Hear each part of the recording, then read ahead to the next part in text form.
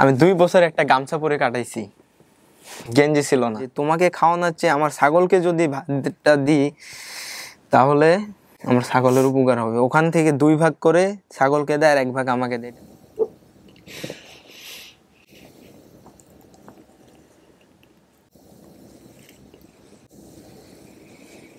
না, সৎ বোন না আপন বোন, আসলে তো তুমি যে ব্যবহারটা করছো। কিভাবে হয়ে গেলাম? যদি আমার বাবার আরেকটা বউ থাকতো তাহলে আমি তোমার সৎ বোন হতাম। তাহলে মাকে আর খোঁজ করব না? সে কি তোমার খোঁজ করছে? না, সে তো করে নাই, কিন্তু ও তো মা। তোমার যদি ইচ্ছা করে যে তুমি তোমার মাকে খোঁজ করতে চাও, করতে পারো, কোনো সমস্যা নেই। তাহলে দরকার নাই। সে অন্য নতুন সংসার নিয়ে সে ভালোই আছে, আমাদের খোঁজ খবর সে রাখে নাই। তুমি জানো আমি দিল থেকে তোমাদের উঠাই দিছিলাম। তুমি তো জানো না, ছোট ছেলে, দিতেই পারো। তুমি যেরকম কষ্ট পাইছো আমরা অনেক কষ্ট করে। সত্যি কথা ভাই। চেনো না? কিছু জিজ্ঞেস করার থাকলে জিজ্ঞেস করো। আমি কি একটু হাত দেখতে পারি? তোমারও অনেক খুঁজছি, তানিয়ারের সাথে নিয়ে যা খুঁজছি, তোমরা খোঁজো নাই। তাহলে আমার অপরাধটা কি যে আমার বাবার কবরটা আমি দেখতে পাই না? আসসালামু আলাইকুম প্রিয় দর্শক, আল্লাহ সর্ব অবস্থায় আমাদের সবার মঙ্গল করুন সেই দোয়া এবং শুভকামনা জানিয়ে শুরু করছি আপন ঠিকানার একটি আপডেট পর্ব। আমি বহুদিন পরে বোধহয় কথাটা বলতে পারছি আপনাদের জন্য। আমাদের বেশ কয়েকটি আপডেট ভিডিও এই মুহূর্তে আমাদের হাতে করার জন্যে সিরিয়াল অবস্থায় আছে, এবং সেটার সংখ্যা আমি যতদূর জানি যে প্রায় 5টির মতো এই ভিডিও সহ। তো আমরা একের পর এক আপডেট করতে থাকবো এবং ইনশাল্লাহ আপনাদের জন্য নিয়ে আসবো। আজকে যারা আপডেট করছি তিনি 580 নম্বর পর্বে এসেছিলেন। ওনার নাম হচ্ছে ইমন হাসান, এবং আজকে যদি আমরা সফল হই তাহলে আমাদের সম্ভাব্য সফলতার সংখ্যা গিয়ে দাঁড়িয়েছে এই মুহূর্তে 380, ইন টোটালি হবে 410।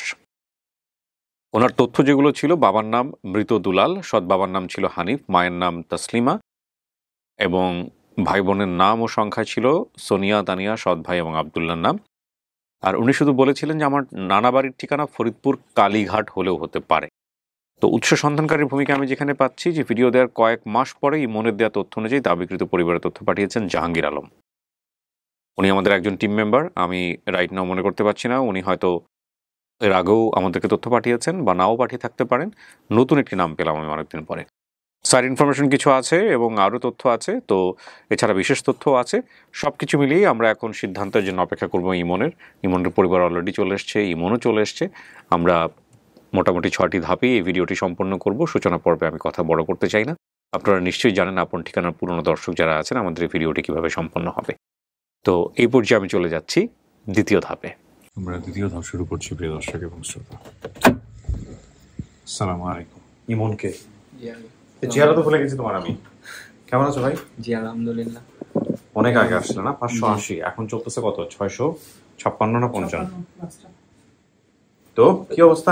আলহামদুলিল্লাহ। কোথায় জানি থাকো তুমি, বলো তো একটু বিস্তারিত। মিরপুর 10-এ শেওড়াপাড়া, পূর্ব শেওড়াপাড়া পানির পাম্প। আচ্ছা, তো কতদিন আগে আসছিল আমাদের? আপনি বসুন ভাই।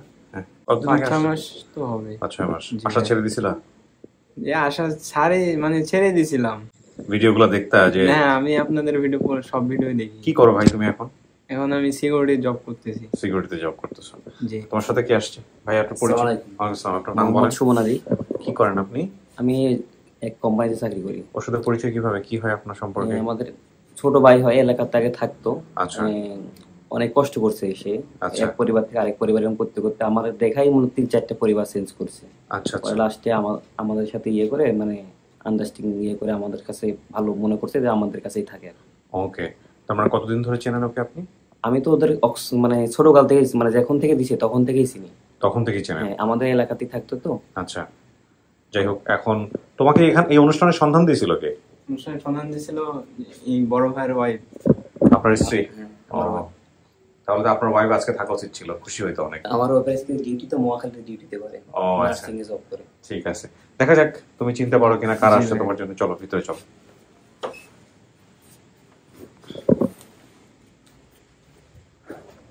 মাঝামাঝি গিয়ে বসো।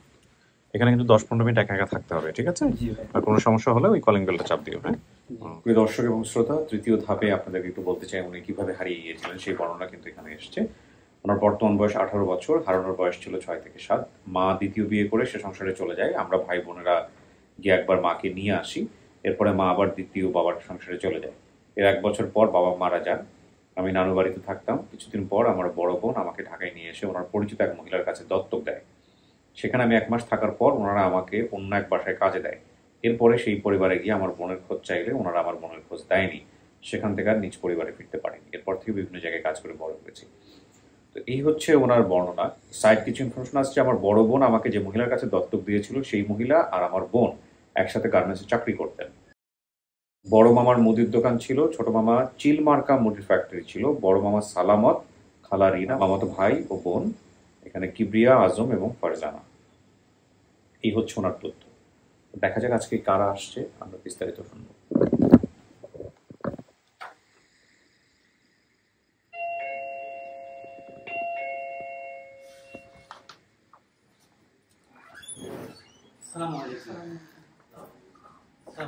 ওয়ালাইকুম আসসালাম ওয়া রাহমাতুল্লাহ।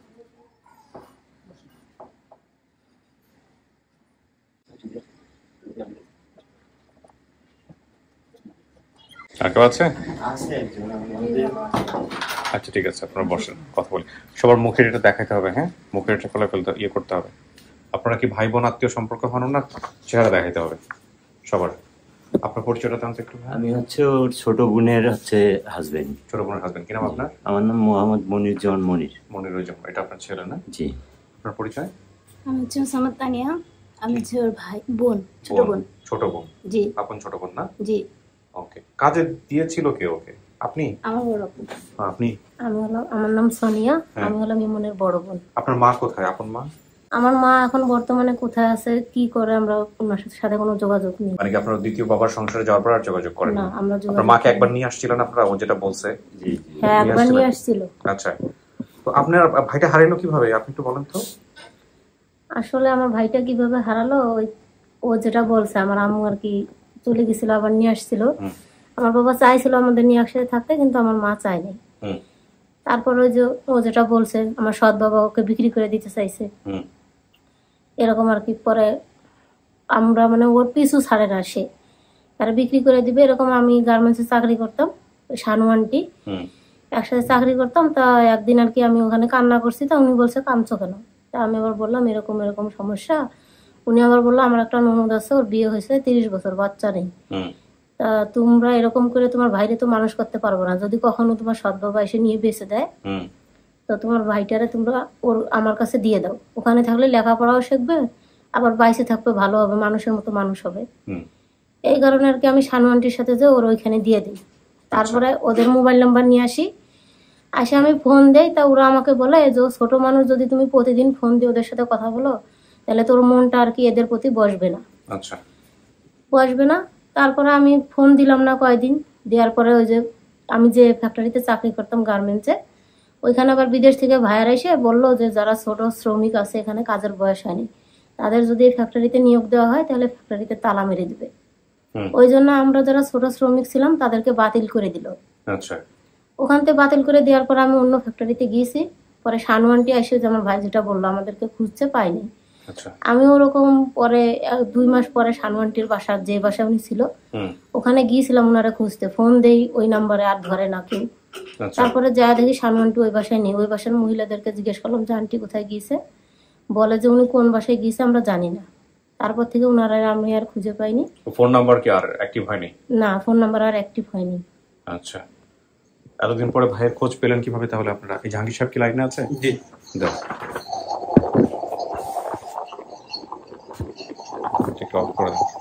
আসসালামু আলাইকুম, আপনি কি জাহাঙ্গীর সাহেব বলছেন? আসসালামু আলাইকুম। ওয়ালাইকুম আসসালাম ওয়া রাহমাতুল্লাহ। একটু ফোন ক্যামেরাটা একটু অর্ধেক দেখা যাচ্ছে আপনার চেহারাটা, আপনি একটু দূরে থেকে ধরলে। হ্যাঁ, এখন ঠিক আছে, এখন ঠিক আছে। আপনার পরিচয়টা একটু দিবেন আমাদেরকে।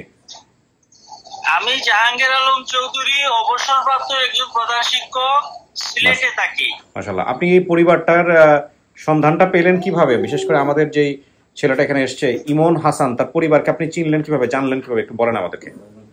জি, 580 নম্বর ভিডিও রিমন। আসলে এই ভিডিওতে আমার কৃতিত্ব তেমন নাই, এটা হলো মূল কৃতিত্ব তার মামা এনায়েত হোসেনের। আচ্ছা, উনি অনেকদিন পর ওনার বাগনার খুঁজে ভিডিও দেখতেন। আচ্ছা, এই ভিডিও কয়েকদিন উনি ভিডিও দেখেন নাই, শেষ যেদিন দেখেন, দেখে উনি আমার কমেন্টে উনি কমেন্ট করেন, নাম্বার দেন। আচ্ছা, ওই নাম্বারে আমি যোগাযোগ করি, আমি অফিসে দিয়ে দিই।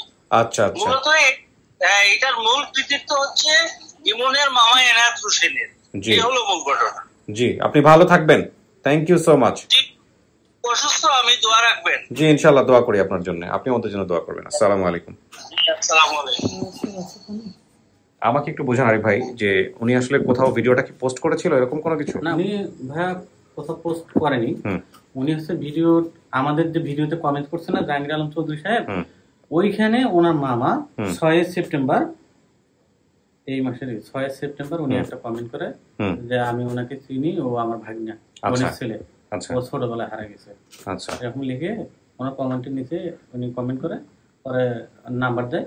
পরে না, সেটাতে উনি যোগাযোগ করলেন মানে কি? আমাদের তো যোগাযোগ করার কথা না, ওনার কমেন্টের নিচে উনি কমেন্ট ভিডিও করছে আমাদের বেসিক ভিডিওর নিচে জাহাঙ্গীর সাহেব কমেন্ট করে, তো সকল টিম মেম্বারই করে। হ্যাঁ, তো ওনার যে কমেন্ট, ওই কমেন্টের নিচে ওই কমেন্টের রিপ্লাই করছে উনি। জি, আচ্ছা আচ্ছা আচ্ছা। বলে কমেন্টে শুধু একটা জায়গায় রিপ্লাই করছে আর ফোন নাম্বার দিয়ে দিয়েছে, যেহেতু ওনার পরে ওনাকে ফোন দিয়ে মানে তথ্য নিয়ে আপনাকে দিয়েছে। আপনারা কিভাবে তথ্য পেয়েছেন বলেন এবার। তো আমি আপন ঠিকানার ভিডিও মানে অনেক দিন ধরেই দেখি। হুম। তা ওই আমার ওয়াইফাই মেশিনটা নষ্ট হয়ে যাওয়ার কারণে আমি গত 2 মাস যাবত দেখতে পারিনি। আচ্ছা, তো আমার মামা যখন দেখছে, দেখে আর কি আমারে বললো, আপন মামা? হ্যাঁ আমার আপন মামা ইনায়েত হোসেন, আমার আপন মামা, আপন ছোট মামা। উনি আমাকে বললো, তারপরে আরিফ ভাইয়ের কাছে আমার নাম্বার দিছে, জি। উনি আমাকে ফোন দিয়ে ভিডিও পাঠাইছে। পরে ভিডিও দেখে আমি বলছি যে হ্যাঁ এটাই আমার ভাই। আপনার এই ভাই হারানোর পরে কিছু করছিলেন? থানা পুলিশ করা, জিডি করা? থানা পুলিশ তখন আমরা 3 ভাই বোনই ছোট, আমার বয়স 9 বছর, আমার বোনের বয়স 8.5 বছর। ও আচ্ছা। থানা পুলিশ আমাদের সেরকম। আপনারা বড় হয়েছেন কিভাবে আমাকে একটু বলেন তো? এটা তো খুবই কষ্টদায়ক। আপনার মা চলে গেল, আপনার বাবা মারা গেল, কার কাছে বড় হয়েছেন আপনারা? বড় হয়েছে যে 2 বোন গার্মেন্টসে চাকরি করতাম। আর এই 8-9 বছর বয়সে? হ্যাঁ, আমরা ওখানে চাকরি করতাম। বললাম তো আমি ছোট দেখে পরে ফ্যাক্টরি থেকে বাতিল করে দিল। 8-9 বছর বয়সে চাকরি করতেন? হ্যাঁ করতাম, কিছুদিন অল্প কিছুদিন করার পরে আমার মামা জানার পরে আমি এখান থেকে নিয়ে যাই। তখন নিত, এটা তো 15-16 বছর আগের ঘটনা। তখন নিত, তখন মানে শিশু শ্রমিক তখন এতটা ইয়া ছিল না। না, যাই হোক, এখন ভাই আপনাদেরকে দেখলে চিনবে? চিনবে না কি এখন ওর দুই বোনকে একসাথে দিবা, ঠিক আছে? ছবি টবি আছে আপনাদের কাছে? না, আমার ভাই ওই ভাইয়ের ছবি আছে? দেন দেন, ছবি দেন। 4 জনের ছবি আছে? একটা আমার খালাতো বোন আর আমরা 3 ভাই বোন। আচ্ছা, দেখি ছবিটা।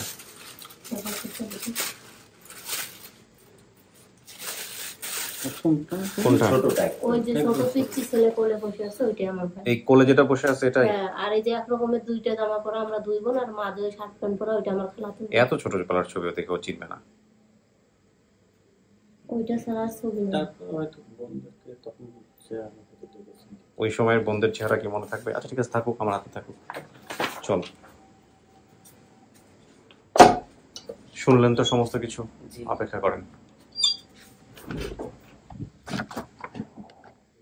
কিছু শুনতে পারছো ভিতরে থেকে? না ভাইয়া, শোনা জানি না। তোমার একটা ছবি দেখাই তো, দেখো তো চেনো নাকি, এই ছবিটার কথা কিছু মনে পড়ে কিনা। নাও।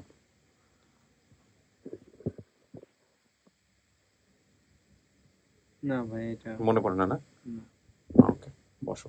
কার কাছে যাবা যদি আমরা পরিবার আজকে মিলা যেতে পারি? মায়ের কথা মনে পড়ে? জি মনে পড়ে।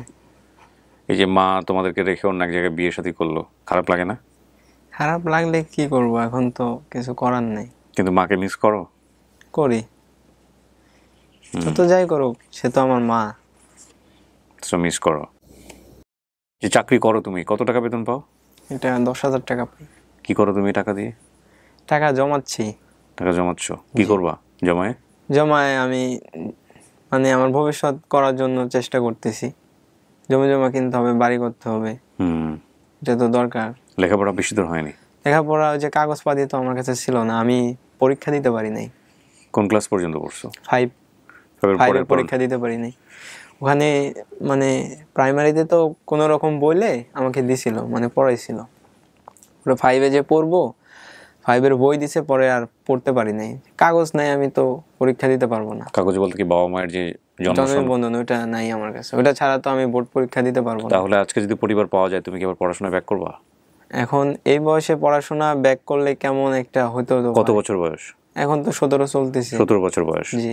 প্রথম কথা হচ্ছে এটা কোনো বয়সই না, ঠিক আছে? জি।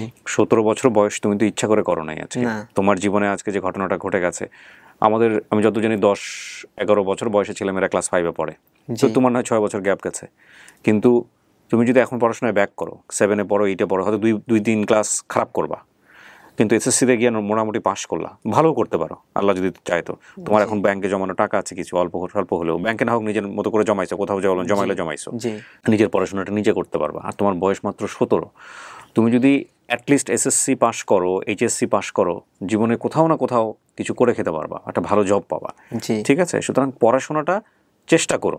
এখন সিকিউরিটি জব করে তুমি কতটুকু পড়াশোনা করতে পারবে এটাও একটা কথা আছে, তবে মানুষের চেষ্টার অসাধ্য কোনো কিছু নাই, করলে কোনো, ঠিক আছে? আর তোমার যে বয়স এখন শুধু চেষ্টা করারই বয়স, এখন তুমি 2-3 রাত জেগে থাকতে পারবা, ঠিক আছে? এই পরিশ্রমটুকু করতে পারবা, সুতরাং পড়াশোনাটুকু কইরো। হ্যাঁ জি ভাইয়া।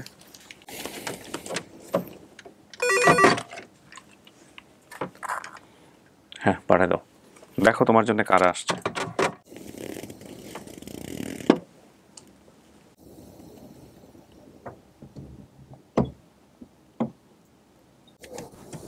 আসুন।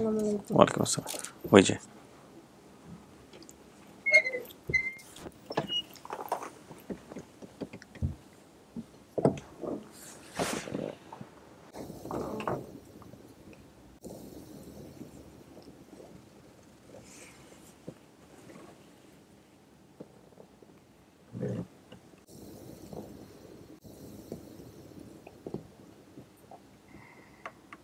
আমি কি একটু হাত দেখতে পারি? এই যে আর দেওয়া লাগবে না, দেখছি হাতের তালুর মধ্যে আমার বাইরে তিল আছে।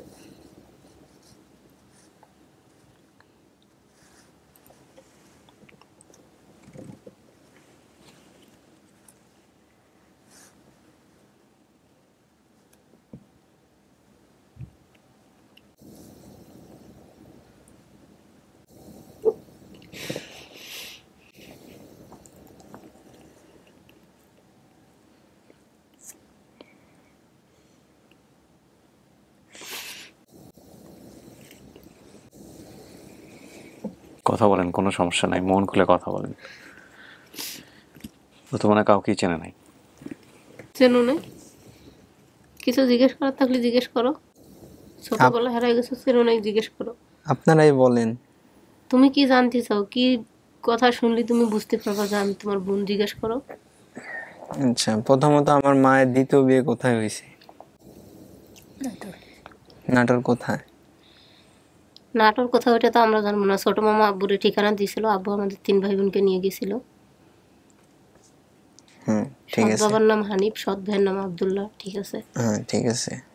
আচ্ছা, যখন আপনি আমাকে যে নাটোরের ওখানে তুলে দেন, হ্যাঁ আপনি কিন্তু আমার সাথে গেছিলেন। হ্যাঁ, সাথে গেছিলাম। সাথে যে আমরা প্রথম যেদিন ওখানে পৌঁছাই, হ্যাঁ সেদিন আমরা কোথায় ছিলাম? তার দ্বিতীয় দিনে আবার কি অন্য জায়গায় গেছিলাম না? ওই জায়গায় সেদিন আমরা ওই যে মোল্লাপাড়া বেবি স্ট্যান্ডের এই পাশে শানুর বাড়ি, একটা খেজুর গাছালা বাড়ি, ওর মা রুটি বানাইছে, তারপর আলু ভর্তা দিয়ে আমাদের খাইতে দিল, খাইলাম।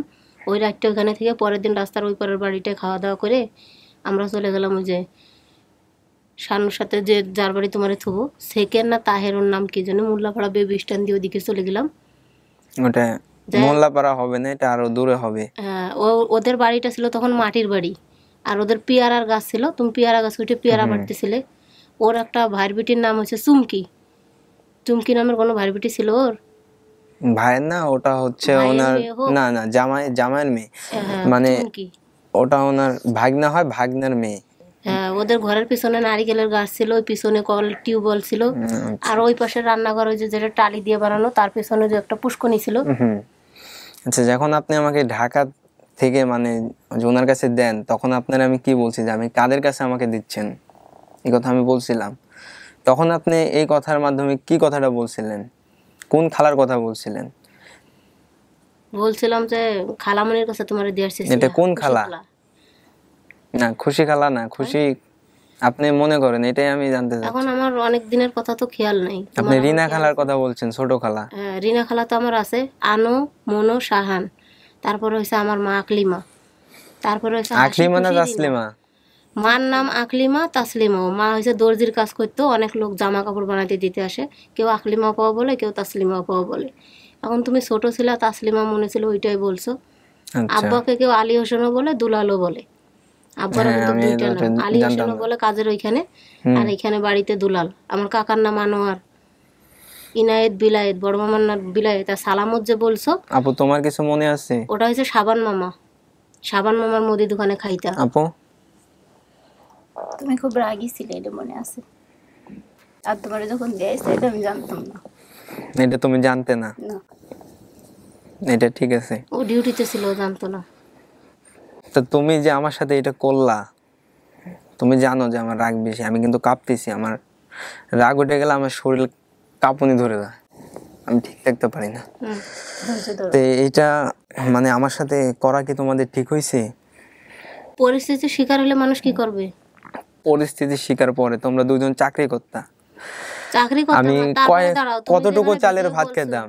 যে আমি এসএসসি পরীক্ষা দিছি, আমি এসএসসি পরীক্ষা দিছি। তুমি এসেছি দাও নাই? কে বললো? তুমি বাড়িতে যাই মামার কাছে জিজ্ঞেস করে তো, আমি ক্লাস 5 এর পরীক্ষা দিছি। আমার বয়স আচ্ছা 9 যাই হোক, বছর। এটা হয়তো আমি ভুল করে বলে ফেলছি। তানিয়ার বয়স 8.5 ভাই, বছর, তোমার আমি বয়স তো 4 ছোট বছর। ছিলাম, মিস্টেক ওই তো, হতেই পারে। তুমি ছোট ছিলাম, মিস্টেক হইতেই পারে। আচ্ছা আমি ঢাকার এখন মিরপুর ঘটনা হচ্ছে 1 যে নম্বর বালিকা উচ্চ বিদ্যালয়ে ক্লাস 5 এর ফাইনাল। আমিও স্কুলে কিন্তু ভর্তি ছিলাম। তুমি স্কুলে ভর্তি ছিল না, তুমি তখন পড়তা না, না, পড়তো তানিয়া। পড়তো তানিয়া। আমি তানিয়া ক্লাস 4 এ মাত্র উঠছে। উঠছে তখন আমাকে আর মানে আমার তখন নিয়ে, 5 এর তখন final আমাকে নিয়ে পরীক্ষা যেত। আপু নিয়ে যেত না স্কুলে ছিলাম না আমি তখন। না, ওই স্কুলে তুমি কোনো স্কুলেই ছিল না। মাদ্রাসার আগে কিন্তু আমি স্কুলে গেছিলাম কয়দিন, তুমি স্কুলে যাও নাই। আমি গেছি। তোমাদের সাথে ছিলাম না, আমি লোহাগাড়াই ছিলাম, তুমি সোনিয়ার সাথে। না, তুমি তখন ওই যে স্কুলে আমাকে দেয় তখন তুমি হচ্ছে ওই হয়তো বা স্কুলের আমাদের সাথে পিছনে কোনো সময় স্কুলে আর বেড়াইতে সামনে। তুমি গেছো। তুমি আমাকে বলছিলা যে যে পড়াটা দেয় এই পড়াটা ভাঁজ করে থোবা। আমি হ্যাঁ দেখো, এটা মনে হয় কি না? মনে আসছে না। আচ্ছা ঠিক আছে। এখন ঘটনা হচ্ছে আমার বাবা মারা তো গেছে। বাবা মারা গেছে তখন আমরা 2 বোন কিন্তু ছিলাম না, তুমি ছিলে। তুমি একাই নানির বাড়ি ছিলে, তখন আমরা ছিলাম ঢাকায়। তাহলে আমার অপরাধটা কি যে আমার বাবার কবরটা আমি দেখতে পাই না? কে বাবার কবরে তুমি মাটি দিছো? বড় মামার সাথে গিয়েছিলা বিলায়েতে? বড় মামার সাথে না, মামির সাথে গেছিলাম। মামির সাথে গিয়েছিলা, বাবার কবরে তোমার দিয়ে 1 মুঠ মাটি দিয়ে আইছে।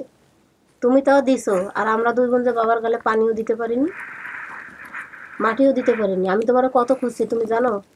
তো তুমি যে আমাকে নাটোরে দিয়ে আসলা, তোমার জীবন বাঁচানোর জন্য তুমি যে দিয়েছি, আমাকে নাহলে হানিফ নাটোরে তোমারে দিয়ে মাইরে আসলা, ফেলাবে। হানিফ তো মাইরে ফেলাবে সেটা আমি বুঝলাম, কিন্তু তুমি তো একটাবার খোঁজ নিতে পারতা, নাম্বার তো আমি নিতে নিয়েছি, পারতা। তানিয়ারে জিজ্ঞেস করে দাও, নাম্বারে ফোন আচ্ছা। নাম্বারটা হারাই গেছিল।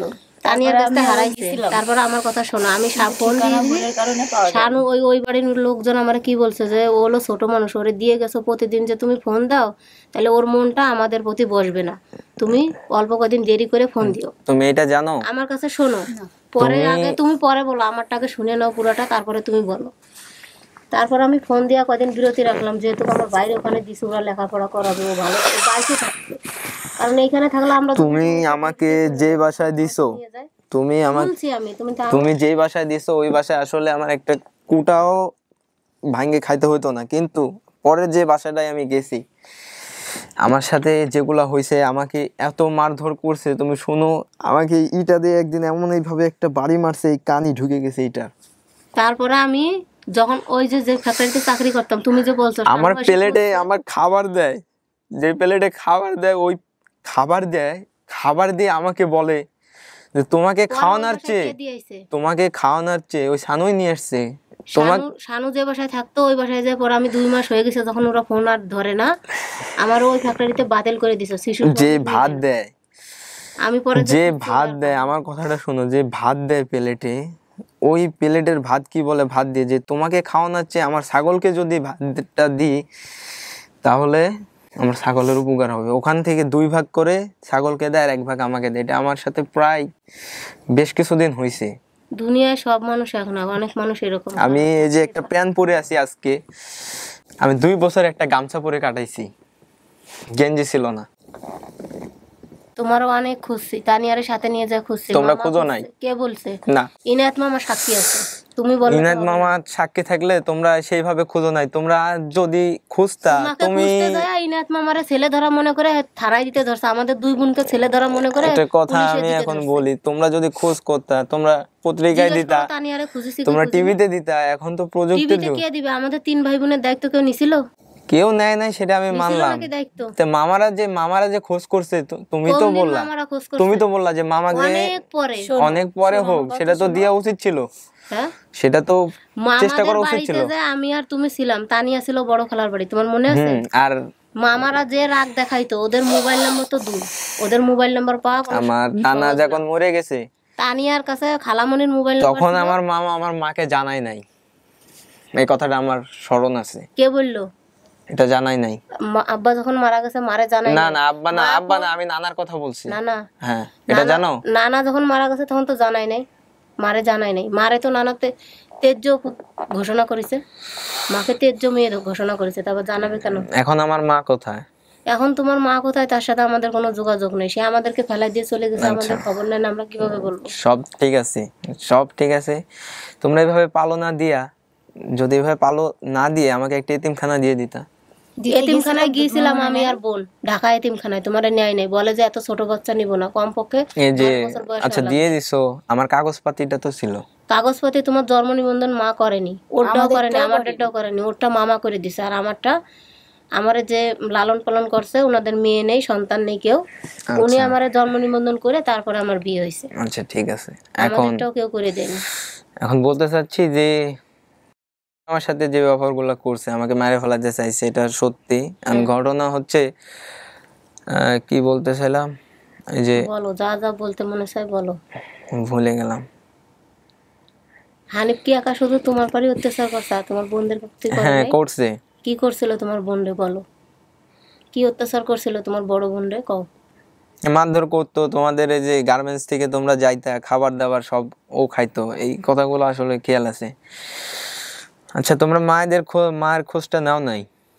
মায়ের খোঁজ কিভাবে নেবো? তুমি দেখলে না ঢাকায় যে আমরা এই বাসায় 3 ভাই বোন থাকি, বৃষ্টি আচ্ছা পড়তেছে, হ্যাঁ, এখন মনে পড়ছে, মা অটোয় করে চলে গেল, তোমার আর আমারে দেখলো না? যখন এই যে আমরা এই বাসা তুমি আমাকে নিয়ে আসলা, যখন ও এই ব্যবহারগুলো করলো, তারপরে যে তুমি একটা মেয়ের কাছে গেলাম, আমরা 3 ভাই বোন একটা মেয়ের কাছে গেছিলাম।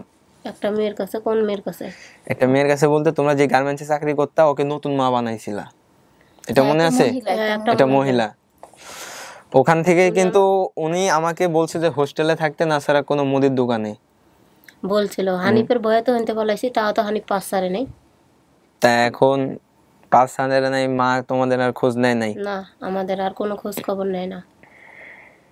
ওই যে ঢাকা ফেলাই দিয়ে তোমার সামনে চলে গেছে, আর কোনোদিন খোঁজ খবর নেয় না। বিয়ে শুধু তোমার হয়েছে না, আমার এই বোনেরও হয়েছে? ওর বিয়ে হয়েছে, ওর 2টা ছেলে, আমার বিয়ে হয়েছে আমার একটা ছেলে। আমার ছেলের বয়স 6 বছর, আর ওর ছেলে বড়টার বয়স 4 বছর, ছোটটার বয়স 2.5 বছর। এইখানে আইছে ওর ছোট ছেলে 1 বছর। আর ওদের দুজনকে থুয়াইছি ইনায়েত মামার বাসায়। তোমাকে দিয়ে আসার 3 বছর পর আমি 3 বছর ওই জায়গায় ছিলাম, ওই মহিলার খোঁজ টোজ করে পাইনি, ও শ্বশুর বাড়ি নিয়ে চলে গেছে, তাই আমি যোগাযোগ করে বাড়ি চলে আসছি, একা থাকতে পারিনি। এখানে আসলে মামা আমারে মাদ্রাসায় ভর্তি করে দিয়েছে। মাদ্রাসায় পড়িছে। তুমি জানো আমি দিল থেকে তোমাদের উঠাই দিছিলাম। তুমি তো জানো না, ছোট ছেলে, দিতেই পারো। তুমি যেরকম কষ্ট পাইছো, আমরা অনেক কষ্ট করে সত্যি কথা ভাই, আমি একদম আমার মন থেকে উঠাই ও দিছি। ছোট মানুষ বুঝে নাই, ও কিন্তু কষ্ট করছে। ওর জায়গায় আমি থাকলে আমি এরকম বলতাম, কিন্তু তুমিও তো জানো না যে আমার বোনেরা কত কষ্ট করে মানুষ হয়েছে। তোমারে খুঁজতে যায় আমার আর তানিয়ারে ছেলে ধরা মনে করে আমাদের 2 বোনকে পুলিশে দিয়ে তোমরা দেয়। কোথায় খুঁজছো? ওই যে নাটোর, মোল্লাপাড়া বেবি স্ট্যান্ড, তারপর ওই যে আছে না, যে রামনগর থানা। আচ্ছা তুমি জলপাইগুড়ির কোন চার নাটোর মাথার ব্রিজ? নাটোর মোল্লাপাড়া গেছিলা? হ্যাঁ, আমার শুধু মোল্লাপাড়া বেবি স্ট্যান্ডের কথা কিন্তু খেয়াল ছিল, আর ওদের মাটির বাড়ি ছিল। আর অনেকদিন পরে গেছি না, রাস্তা আগে ছিল এক মতন, আর এখন হয়ে গেছে আর এক ভাবে। পরে চিনি না, লোকের কাছে জিজ্ঞেস করি, লোকে মনে করে কি আমরা ছেলে ধরা মনে হয়, ছেলে মেয়ে খুঁজি, ওই জন্য আমাদের 2 বোনকে পুলিশে দিয়ে দিতে গেছিল। ইনায়েত মামা একবার গেছিল, ওরও আচ্ছা বড় মামার নাম? বড় মামার নাম বিলায়েত, ছোট মামার নাম ইনায়েত। তো সালামত কে ডাকে? সালামত ওই যে আমাদের গ্রামের বুলুর ভাই, ওই যে মুদি দোকান, ওর দোকানে তুমি চকলেট খাইতা, বিস্কুট খাইতা সবসময় স্কুলের ওদিকে, ওই জন্য তুমি সালামতের কথা বলছো। ওটা হলো আমার মার গ্রামের চাচাতো ভাই আছে। সালামত এখন মারা গেছে, ওর ভাই বেঁচে আছে বুলু। বুলু আর বেঁচে আছে। কিবরিয়া আজম এরা? কিবরিয়া আজম আমার বড় মামার ছেলে, কিবরিয়া আজম ফারজানা। এরা কই বাইসে আছে না মরে এরা গেছে? বাইসে আছে। কিবরিয়া বিয়ে করছে, ওর বউ আছে, ওরা বাড়িতে। আর আজম?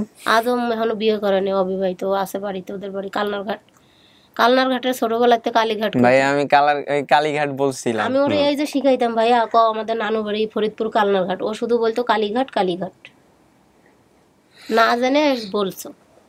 আচ্ছা তুমি যা বলার বলছো, আমি মনে কিছু নেইনি।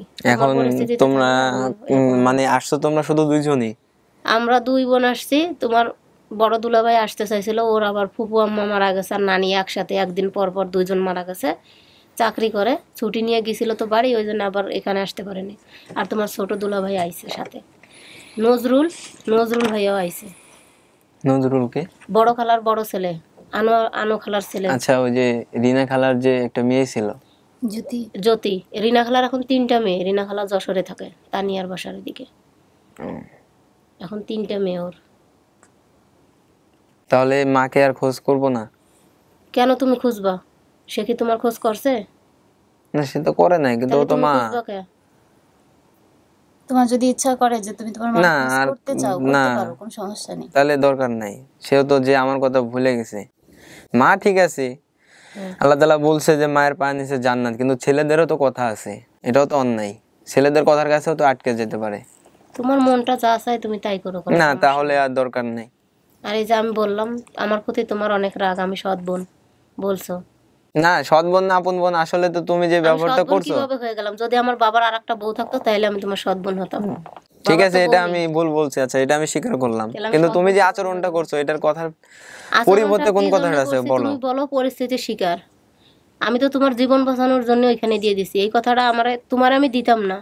না, এটা আমি জানি যে একদিন ফোন দিয়ে বাড়িওয়ালার মেয়ের নাম্বার নিয়ে গেছিল। হানিফ বাড়ি যাওয়ার পরও আরো 2-3 বার আইছিল না? তারপরে ও জানে না। এখন মা আমারে বলছে যে এরকম তোরা 2 বোন যাস গার্মেন্টসে, যদি মন্ডে নিয়ে যায় বেঁচে দেয় তখন তো পাবি না। ওরা কি ওর কাছে না হইলে সে অন্য নতুন সংসার নিয়ে সে ভালোই আছে, আমাদের খোঁজ খবর সে রাখে নাই। না না, আমি তো জানি যে তোমাদের সাথে না সম্পর্ক আছে। এই যে কিবরিয়া ভাই, আরিফ ভাই ফোন দিছিল, আমারে বলছিল যে আপনার মার একটা আইডেন্টি কার্ড না হলে ছবি নিয়ে আসেন। আমি বললাম ভাইয়া উনি কি বাইসে আছে না মারা গেছে না কি হয়েছে? উনি আমাদের সাথে কোনো সম্পর্কই নেই, তাহলে আমরা কিভাবে? আচ্ছা, এই ছবিটা তো আমি কখনো দেখি না, যে ভাইয়া যে আমাকে ছবিটাতে দেখাইলো, এটা তো আমাকে কখনো দেখাও নাই তোমরা। এটা আমরা ঢাকা থাকতে দুলনায় যায় তুলছি। এটা কে আর এটা কে? এই দেখো, এটা হচ্ছে তানিয়া, ওর মুখের দিকে তাকায় দেখো ভালো করে। আর এই ছবিটার মুখের দিকে তাকায় দেখো। আমি আপুকে চিনতে পারছি, আমি ওর কথা ভুলি নাই, কারণ ও আমার সাথে ও দিতে চায় নাই, আমি ওর কথাটা ভুলি নাই। আর এই যে হলাম আমি। কোনটা? এইটা হলাম আমি। আর এটা আসমা। আসমাকে? হাসি খালার মেয়ে। হাসি খালারে ছিল না? হ্যাঁ, ওই যে মানে আমরা যেখানে ছিলাম যখন বাবা মা একসাথে ছিল, আজিম খালু, হাসি খালু। হ্যাঁ, আজিম খালু। হ্যাঁ, একটা মেয়ে ছিল, এটা হলো সেই আসমা। আর এটা তুমি, এটা আমি। তুমি ছোটকালে আমরা 4 ভাই বোন ঢাকায় ছিলাম এক জায়গা, আমরা 4 জনে দোলনায় বসে একসাথে ছবি। আচ্ছা, আমার জন্মদাগ আর কোথায় আছে? আমার একটা জন্মদাগ আছে। তোমার একটা জন্মদাগ আছে, আমার এই হাতের তিলটা ছাড়া আর বেশি কিছু খেয়াল না। আমি তোমার বেশি গোসল করাই দিতাম আর হাতের তিলটা আপনি বলেন না আমাদের কাছে। না ভাই, এটা সরি, এটা আমার মনে ছিল না। এটা ভালো করছেন আপনি, আপনার বোন এসে খুঁজে বের করছেন, এটাতেই বোঝা যায় সে আপনার বোন। যে আমি এটা 100 শিওর হইছে যে এটা আমার বোন। ছোটবেলা আমি তোমারে বেশি, কিন্তু আসলে আমার যে রাগটা ছিল, কারণ যে পরিস্থিতি, আসলে এই জিনিসগুলো এখন বুঝতে পারছি ভাই। আমি স্কুলে যাইতাম, ক্লাস 5 এ পড়তাম, আমার আব্বা আমারে দুপুরে খাওয়ার সময় টাকা দিত। আচ্ছা, যখন তুমি পরীক্ষা দিলা, আমি খাইতাম না, না খেয়ে আমার ভাইয়ের জন্য খাওয়া নিয়ে আসতাম বিকাল 4টের সময় করে। আমার বোন আমারে ধরে মারতো, আইনে আমি ওরে কিছু দিতাম না। তখন যে আমার মা চলে গেল, তুমি বাড়িতে এসে বাবাকে বললা?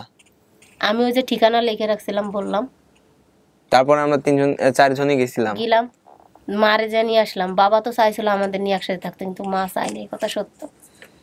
মামার যে ইগল মার্কা মুড়ির ফ্যাক্টরি, ওই ইগল মার্কা মুড়ির ফ্যাক্টরির লাইসেন্স, তারপর ওই মুড়ির ওই ইগল সিল মার্কা পলিথিন সব নিয়ে আইছি। ইগল মার্কা, তুমি কইছো সিল মার্কা, না আমার এত পলিথিন নিয়ে আইছি, ওই ফ্যাক্টরির লাইসেন্স নিয়ে আইছি, সবকিছু নিয়ে আইছি। আচ্ছা, নানি এখন বাইসে আছে না? মারা গেছে? নানি এখন বাইসে আছে। নানি তো প্রতিদিন তোমারে দেখার জন্য কান্দে, আমরাও কান্দি। সেদিনও কাঁদছিল। আল্লাহর কাছে শুধু একটাই কথা বলছিলাম, আল্লাহ আমি নিজে হাতে আমার বাইরে দিয়ে আইছি, ও যে জায়গায় থাক, ও জানি মানুষের মতো মানুষ থাকে, ও জানি খারাপ পথে যদি চলে যায়। আমি কিন্তু এই যে আমার ভাই যে নিয়ে আসছে, এনার বিষয়ে কিছু কথা আমার বলার প্রয়োজন, কারণ ইনি আমাকে ছোটবেলা থেকে দেখছে ভাইয়া, কিন্তু ওনাদের পরিস্থিতি, সবার পরিস্থিতি তো সবসময় একরকম থাকে না। তা আমি হয়তো আল্লাহ তাআলা চাইছে পরে এনাদের কাছে নিয়ে আসছে।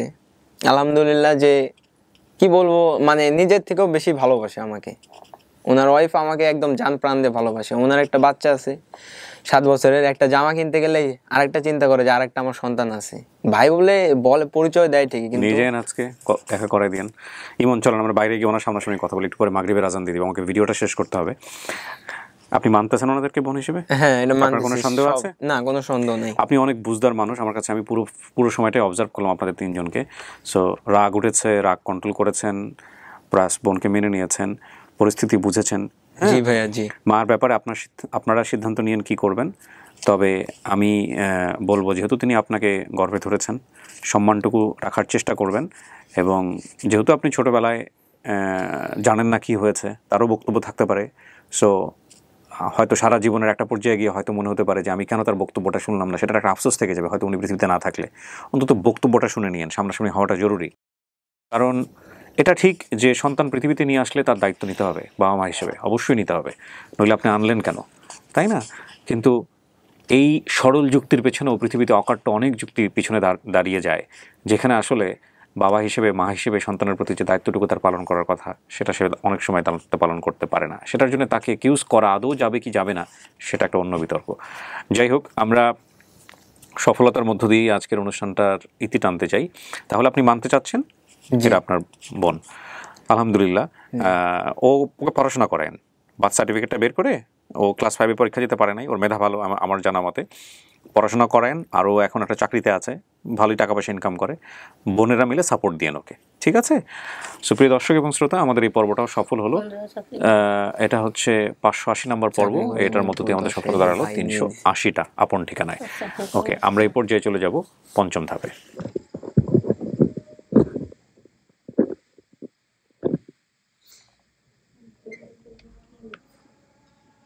আসেন, সবাই আসেন।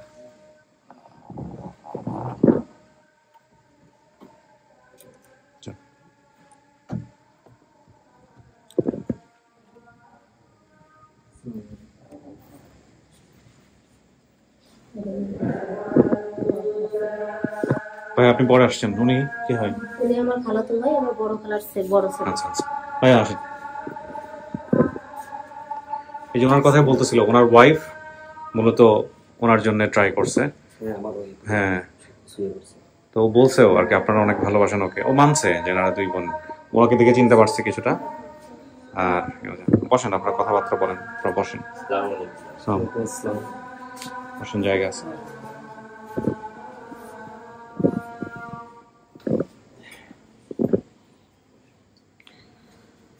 তো অনেক কষ্ট করছে জীবনে, পরিস্থিতির কারণে আমি বলছিলাম না যে আমার সৎ বাবা কষ্ট আসলে ওরা সব ভাই বোনই করছে। কষ্ট আমরা তিন ভাই বোনই করছি। চোখ দিয়ে বলেন তিনটা ভাই বোনই আপনি ওইভাবে কষ্ট করে মানুষ হয়েছে। মনে করেন একটা সিস্টেমে পড়ে হয়তো বা ও একটু পড়াশোনা করতে পারছে, আপু আলাদা হয়ে গেছিল। হ্যাঁ, ভাই নেই, সরকারও নেই, তো আমরাও দুই বোনের অনেক খুঁজতে যায়। আমাদের পুলিশে দিয়ে দিতে গেছিল, আমার মামাকেও পুলিশে দিয়ে দিতে। আপনি নাম রেখেছিলেন? হ্যাঁ, শানু আর আমি একসাথে চাকরি করতাম। পরে আর কি ওই ফ্যাক্টরিতে আর কি ছোট শ্রমিক নিয়োগ করে ফ্যাক্টরি বন্ধ করে দিয়ে বিদেশে ভাইয়ার বলতে আমাদের বাতিল করে দিল। তারপরে শানু আর কি আগে যে বাসায় ছিল ওই বাসায় আমি খোঁজ করছি, ওই বাসায় ছিল না, বলছে আমারে বলছে যে হচ্ছে যে ঢাকায় যায় খোঁজ করতে পাই না। হ্যাঁ, আমি ওকে খোঁজ করতে পাইনি, ও আলাদা অন্য বাসায় এসে কেউ ছিলেন। কিন্তু ও যে জায়গায় রেখেছিলেন ওই জায়গায় তো আপনি আমার বয়স তখন মাত্র 9 বছর। আমার ভাই বলছে আমি এসএসসি পরীক্ষা দিয়েছি, আমি এসএসসি পরীক্ষা দিইনি। আমি বললাম ফাইনাল পরীক্ষা দিয়েছি, ঢাকা মিরপুরে 1 নম্বর বালিকা উচ্চ বিদ্যালয়ে আমার পরীক্ষা হয়েছে। একদিন 2টা পরীক্ষা হয়েছে একসাথে, 1 ঘন্টা পর একটা দিয়ে 1 ঘন্টার বিরতি, তারপর একটা। মিষ্টি মুখ করেন সবাই। এই নাম বলে যাই, আমার কি নাম জানো ভাই তোমার? ইমন। ইমন, রাইট? জি ভাই। তোমার চেয়েও জীবনে অনেক কষ্ট করে এরকম অনেক ছেলে মেয়ে আছে কিন্তু, হ্যাঁ, সো নিজের কষ্টটাকে বড় করে দেখো না। আজকে তো তুমি নাও পাইতে পারতা, জি, তাই না? এই যে 380টা আমরা মিলাইছি, আমরা 580টা পর্বে তুমি অতিথি ছিলা। এই মনে আমারে বলছে যাবো কিনা যাবো কিনা, অনেক সিদ্ধান্ত নিয়ে লাস্টে চলতে নাকি কিছু তো হবেই, আমি আসলে তাই না? তুমি অনেক সৌভাগ্যবান কিন্তু, হ্যাঁ, অনেকেই পায় নাই, আসতে চাই না, আমি জোর করে নিয়ে আসছি। যাক আলহামদুলিল্লাহ। এখন কথা হলো ভাই, তোমার একটা পরিচয় হয়েছে, তোমার এখন এনআইডি কার্ড হবে, তোমার এখন বাকি যেগুলো দরকার সব হবে। সো এটা তোমার জন্য একটা অনেক বড় পাওয়া। আর তোমার দিন শেষে তোমার রক্তের সম্পর্কে কেউ না কেউ তোমার পাশে থাকবে। বোনরা কিন্তু মায়ের মতো, বড় বোনরা, তাই না? সো এটাকে বড় করে দেখো, অতীতকে বড় করে দেখো না। হ্যাঁ আমি তো এটা দেখতেছি না। হ্যাঁ সেটাই, মিষ্টিমুখ করো, শেষ করি আমি। ভালো থাকেন ভাই। হ্যাঁ ওকে জি, আসসালামু আলাইকুম ওয়া রাহমাতুল্লাহ।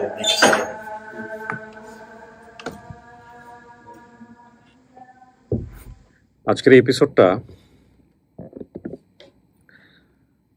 আমাকে কখনো কখনো আসলে থমকে দিয়েছে, কখনো কখনো ভিতরে ভিতরে আমি দুমড়ে মুচড়ে গেছি। আমার মনে হয় যারা আজকে পুরো সময়টুকু এই আপন ঠিকানায় ছিলেন তারা মিশ্র একটা অনুভূতির মধ্য দিয়ে গেছেন।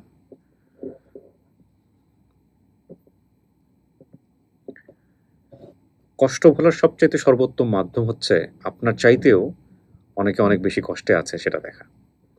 এই এপিসোডগুলো এক ধরনের হিলিং হিসেবে কাজ করতে পারে। এই 3 ভাই বোনের কথা আপনি চিন্তা করেন, বাবা মারা গেছে, মা রেখে চলে গেছে, এবং তারপরে এই ছোট ছোট ভাই বোনগুলোর জীবন। অনেক কিছু বোঝার আছে আজকের এপিসোড থেকে। আলহামদুলিল্লাহ, তারপরেও তারা মিলে গেলেন, তারপরেও তারা ভালো থাকবেন, এই দোয়া করেই আমরা শেষ করতে চাই। আর অনেকগুলো এপিসোড আমাদের হাতে আছে, আপডেট করতে হবে। অনেকেই বলেন যে ভাইয়া একটা বেসিক ভিডিওর যখন রেজাল্ট পাওয়া যায় তারপরে এত ডিলে করে কেন আসছে। হ্যাঁ, সম্ভব না আসলে। সত্য কথা বলতে যেটা, এভাবে আসলে খুব রুডলি বলা হয়ে যাচ্ছে, তারপরেও বলি 15টা 20টা ভিডিও প্রচার করার পরেও আমাদের মাঝখানে অনেকগুলো কাজ থাকে। সো আপডেট ভিডিওগুলো আমরা আগে যেটা করতাম, একটা বেসিক ভিডিও প্রচার হওয়ার সঙ্গে সঙ্গেই আমরা আপডেট ভিডিও পরের দিন 2 দিন পরে টাইম দিয়ে আমরা নিয়ে আসতাম।